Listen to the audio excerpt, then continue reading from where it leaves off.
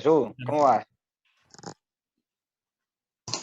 Bien, aún digiriendo un poco todo lo que nos ha contado Manolo, que, joder, qué interesante. Hay cosas que no había escuchado nunca y que me han gustado, como lo de las necesidades psicológicas básicas. Sí, estoy súper acostumbrado de las capacidades físicas básicas, pero no de las psicológicas, y me parecen súper interesantes. Incluso creo que voy a cambiar mi ponencia y me voy a ir un poco por donde Manolo. O sea, que con eso lo digo todo. Pues perfecto. Pues Voy y comparto. ¿Lo veis todos? a ver, un segundo. ¿Se ve? No sé si me oye o no. Sí, Sí se ve, Jesús. sí se te oye, Monty. A ver, un segundillo.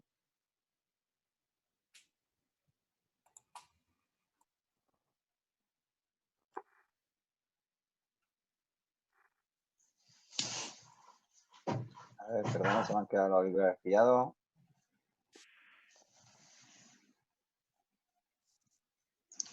No te preocupes, que si no me presento yo mismo. Ahora, perdón, Jesús. ¿Estás? Sí, Vale, hombre, para mí todo un honor poder presentarte, aunque la mayoría te conoce. Pues nada, disculpa un momentillo la introducción. Pues nada, como bien dice Jesús Montoya, tu amigo Jesús, pues nada, Jesús pues licenciado en la ciencia de la actividad física y el deporte, tiene grado superior de Administración ITAFAP y también un máster en Nutrición y Salud, es entrenador nacional y actualmente también es director técnico de la Federación de Balonmano de la región de Murcia. ¿Correcto, Jesús? sí, has dicho ya Pues muchas cosas. muchas cosas, que no son más que tenéis un gran currículum. Pues nada, y bueno, Jesús, tú has dicho que vas a reconducir la ponencia. Al principio íbamos a hablar un poco de la transición de deporte escolar al federado, pero Sí, libre para hablar y transmitir y reconducir la cosa como tú quieras y como tú veas. venga, de acuerdo, sí. No, es que, bueno, ya digo que Manolo ha dicho cosas muy interesantes, aplicables a todo, y bueno, como uno no sabe cómo no enrollarse y decir cosas interesantes, pues voy a intentar hacerlo y a ver si lo logro, ¿vale? Yo, como bien dicen, me propusiste que hablase un poco, ¿no?, de ese paso del deporte en la escuela al deporte federado, entrecomillado puede ser, o tal cual. Digo esto porque puede ser el deporte federado bien cuando no es lo mismo empezar una etapa de cadete o de infantiles, ¿no?, que empezar cuando eres alevín o benjamín, que también puede ser federado, pero obviamente los objetivos son diferentes y en uno el compromiso motor y todo lo que llevas detrás es diferente. Pero bueno, yo voy allá. Mirad, lo voy a enfocar un poco todo a través del juego, ¿vale? Ya que creo que es esa parte en la que muchas veces nos olvidamos y de la que por lo menos a mí, cuando he pasado cuestionarios después de la temporada a los jugadores en categoría incluso senior, lo que más destacan siempre son los juegos de calentamiento, los juegos que hacemos antes, en lo que les activa y les predispone a hacer un entrenamiento con más ganas. Y me gusta mucho, igual que Manolo ha aprendido, o sea, ha empezado con una frase muy chula también: el niño aprende jugando, el niño asimila la realidad a través de los juegos, ¿vale? De Marian Baqués, y me parece que es la realidad, ¿no? Que todo lo que se hace jugando se aprende de una manera mucho más amena y queda ahí la huella.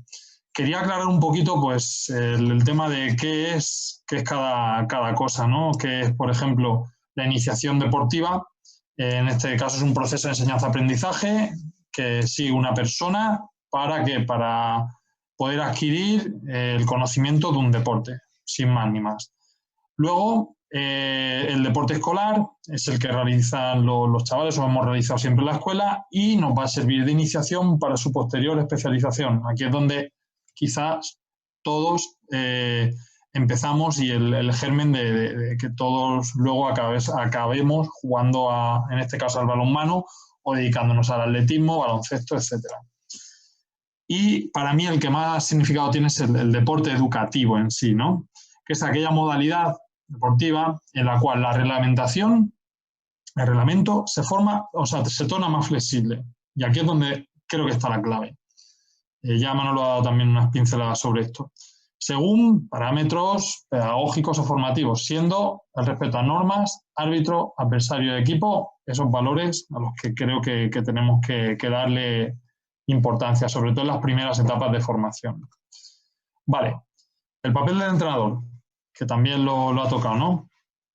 Deberá adaptarse a las características del equipo, ¿vale?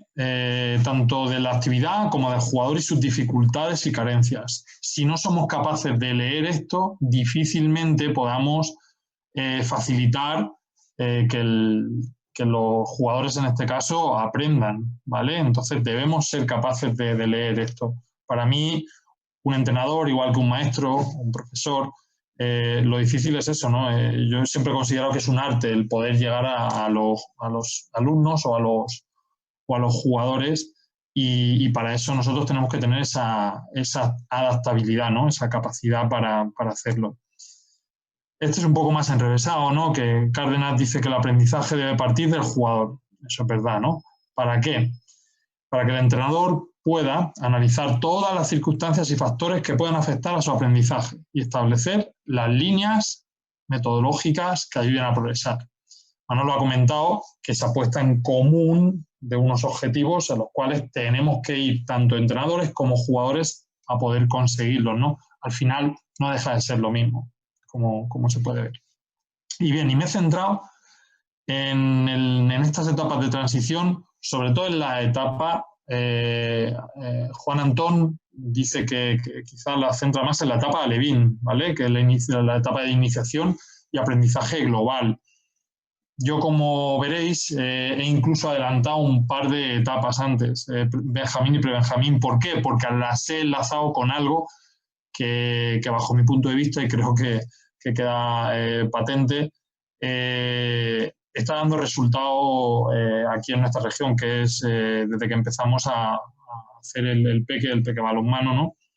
Y por ahí he querido yo enfocar esa transición del deporte educativo hacia el federativo, ¿no? Un poco más competitivo. ¿Ok?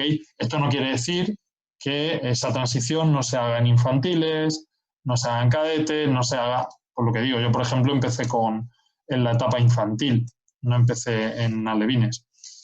Bien, como digo, voy a basarlo un poco en nuestra experiencia con el peque balonmano y decir que en estas edades todo gira en relación al balón como eje fundamental de juego, ¿vale? Entonces tenemos que potenciar como entrenadores esos juegos donde el balón sea pues el eje del juego, ¿vale?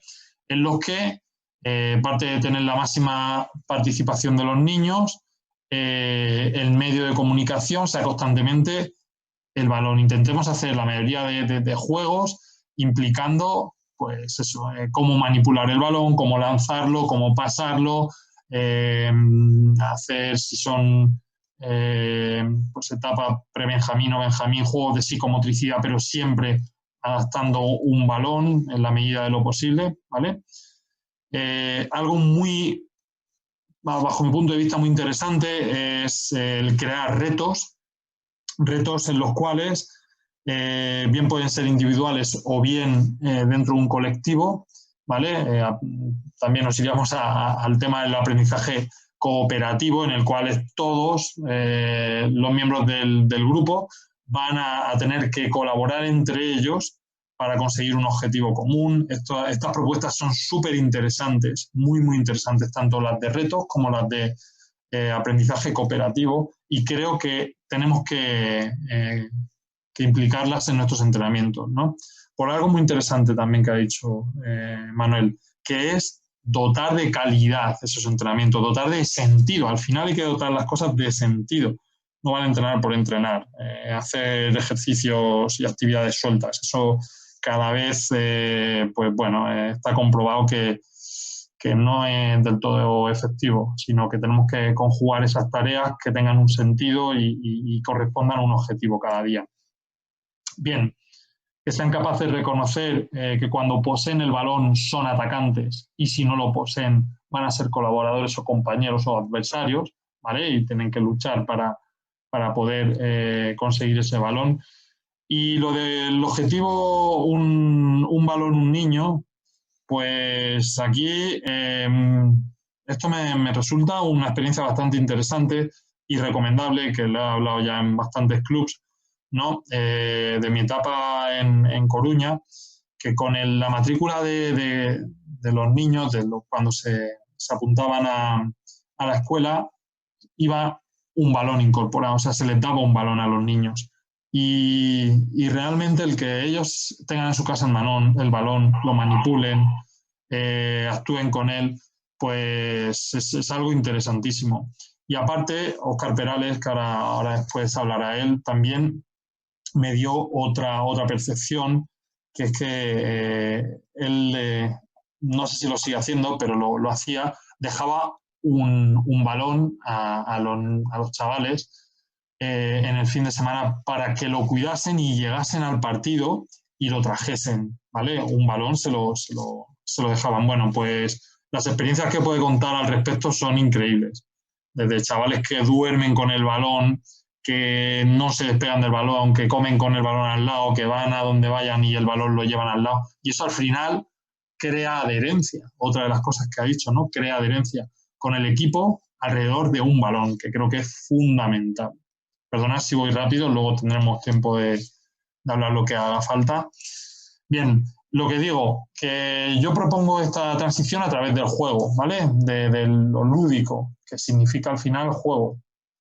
Entendiendo esta como una actividad placentera que va a liberar tensiones y donde hay unas reglas también impuestas.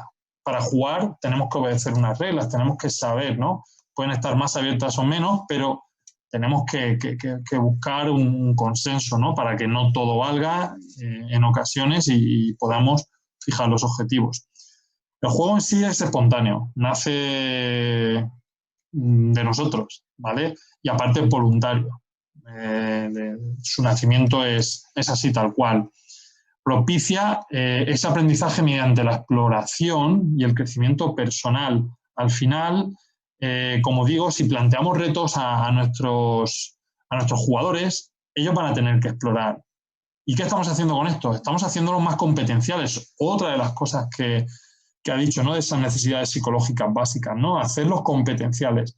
Hacer competencial a una persona es ni más ni menos que tenga esa capacidad de aprender y de identificar ciertos problemas que se le van a plantear en la vida y en este caso en el deporte, ¿vale? Y el jugador debe usar lo que sabe para resolver esos problemas. Así que uno no deja de ser competente durante toda su vida. Toda su vida va a ser competente una persona. O va a tener que buscar ser competente. ¿Por qué? Porque toda la vida nos vamos a encontrar esos problemas que tenemos que ir resolviendo. Bien sean tomando decisiones o actuando. Pero somos competencia pura, ahora que están tan de moda, ¿verdad? Bien, el juego va a implicar una participación activa. No he conocido aún a nadie que plantee un juego y se quede parado, ¿vale? Pero sí, sin embargo, he conocido a niños en los cuales planteamos ciertas actividades o partidos o lo que sea y en realidad sí se quedan parados, no se sienten que tengan que hacer o que ir a un objetivo común. Sin embargo, el juego siempre va a crear esa proactividad, ¿vale? Entonces, debemos aprovechar el juego para plantear estas situaciones, sobre todo en estas, estoy centrándome en etapa Benjamín, pre-Benjamín y Alevín, sobre todo, pero ¿por qué no utilizarlo también en etapas superiores? Digo, utilizar el juego para que la participación de los alumnos sea proactiva, ¿vale? Estén por la labor de poder jugar. Bien, poseen puntos de encuentro con las conductas serias. O sea, el juego, si es lúdico, lo vamos a pasar bien, pero no quita que también haya esas conductas que son, pues eso, que se tienen que tomar en serio, que tienen que cumplir para poder conseguir esos objetivos, ¿vale? Bien, normalmente será dirigido en la mayoría de ocasiones, pero también puede ser más libre, ¿vale? Aquí ya nos meteríamos a qué estilos vamos a utilizar, si más de mando directo o más de indagación.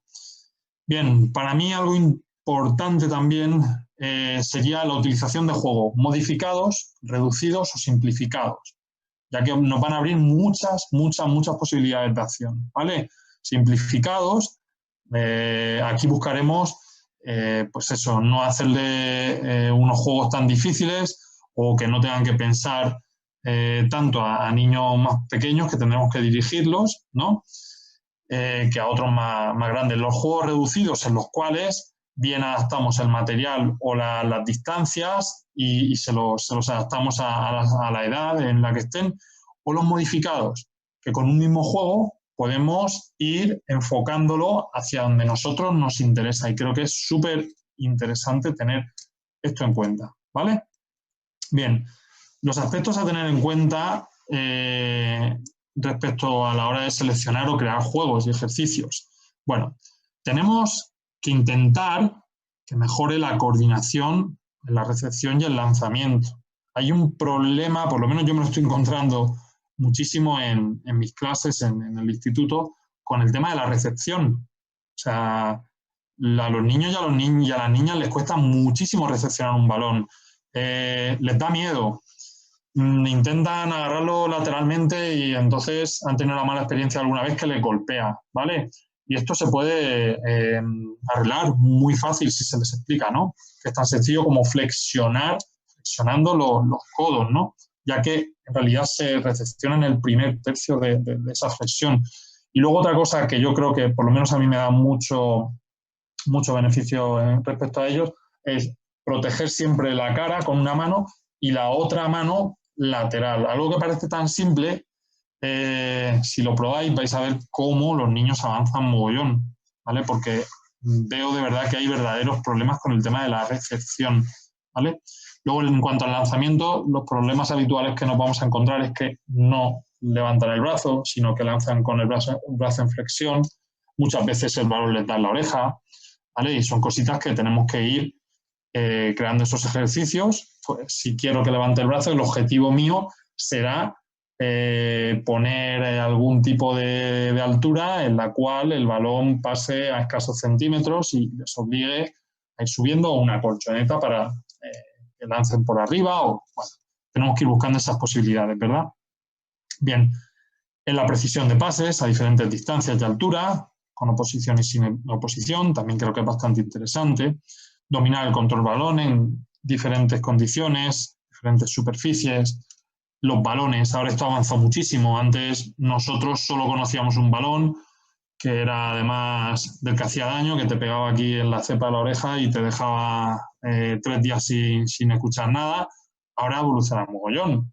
Ahora tenemos balones de foam que imitan perfectamente el bote, o los balones del playa que son buenos para cogerlos, diferentes tipos y tamaños, pues jugar con ellos, ¿vale?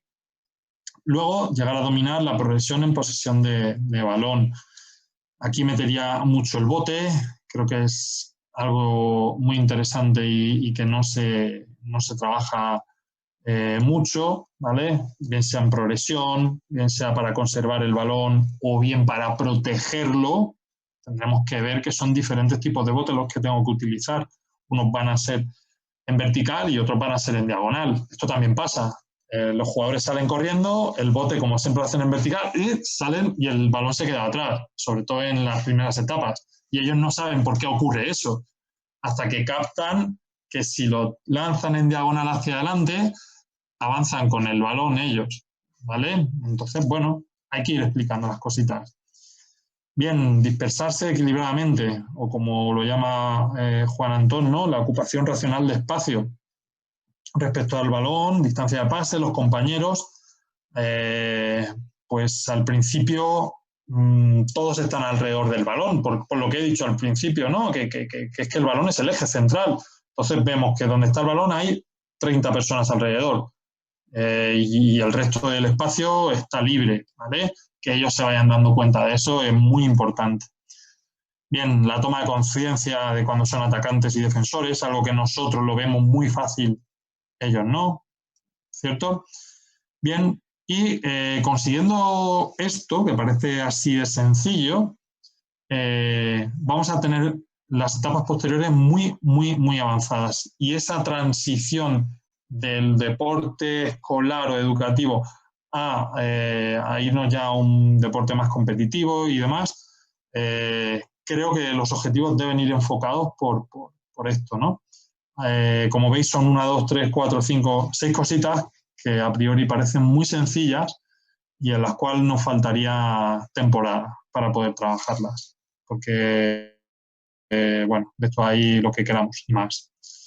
Bien, algo que tiene que tener claro, cuándo es atacante y cuándo es defensor, ¿vale? No más. Una vez que tiene eso claro, si es atacante, luego saber que puede hacer contraataque, que tiene que replegar y yo creo que esta es la cuadratura del círculo, básica, muy básica, pero a la vez muy contundente, ¿vale? A ver, no voy a tardar mucho más, ¿vale? ¿Hacia dónde debemos dirigir nuestro planteamiento lúdico? Juegos y ejercicios en los que se planteen problemas, ¿vale? Creando ciertos automatismos, pero que sean flexibles también, ¿vale? Porque si ya nos queremos ir enfocando hacia la competición, pues en ocasiones van a tener que hacer repeticiones, ¿vale? Van a tener que no puede ser todo tampoco jugado 100%, no es fácil hacerlo así, sino que van a tener que crear esos automatismos. Ruiz Pérez dice también que nosotros lo que tenemos es la responsabilidad como entrenadores o como educadores, ¿no?, de dotar de situaciones de aprendizaje que sean óptimas, ofreciendo esas tareas que sean, por un lado, numerosas, o sea, que haya número de tareas diferentes, con variables y demás, y luego que sean variadas. ¿Para qué? Para poder adaptar a las posibilidades de los niños que tenemos, ¿vale? Y a su nivel de habilidades y acciones motrices. Con lo cual, nosotros tenemos que tener esos recursos. Y al principio no los vamos a tener. Tendremos que ir poquito a poco creando, currándonos los entrenamientos, anotando para que cada vez vaya mejor, ¿vale? La adaptación de las reglas. Tenemos que ir llevándolo a una transición. Si vienen del peque balonmano, en el cual van a jugar 3 o 4 jugadores más el portero, a pasar a jugar al balonmano 7, eso lleva un proceso, ¿vale? En el cual tendremos que a lo mejor ir metiéndolos paulatinamente, ¿no? Bien, las dificultades deben surgir de exigir movimientos previos o posteriores, reducir el tiempo de reacción, modificar posiciones y orientaciones. Esto es interesante, ¿vale? Porque van a surgir estas dificultades. ¿No? En ocasiones en los niños vamos a verlos perdidos. Estamos haciendo un cambio de un deporte que antes era mini a un deporte que ahora ya es más seriete, ¿no? Entonces tenemos que contar con esto. Luego, una evolución paralela. Trabajo de juegos con evolución de contenidos específicos. ¿Esto qué quiere decir? ¿Pueden ir engranados las dos cosas? Sí. ¿Puedo trabajar, por ejemplo, los pases a través de los juegos? Sí. Pero le voy dando ya en mis objetivos, ¿vale?